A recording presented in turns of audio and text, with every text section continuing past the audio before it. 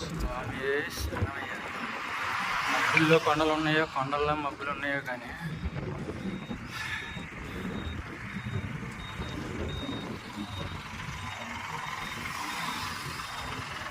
Time అయితే 8:30 అవుతుంది.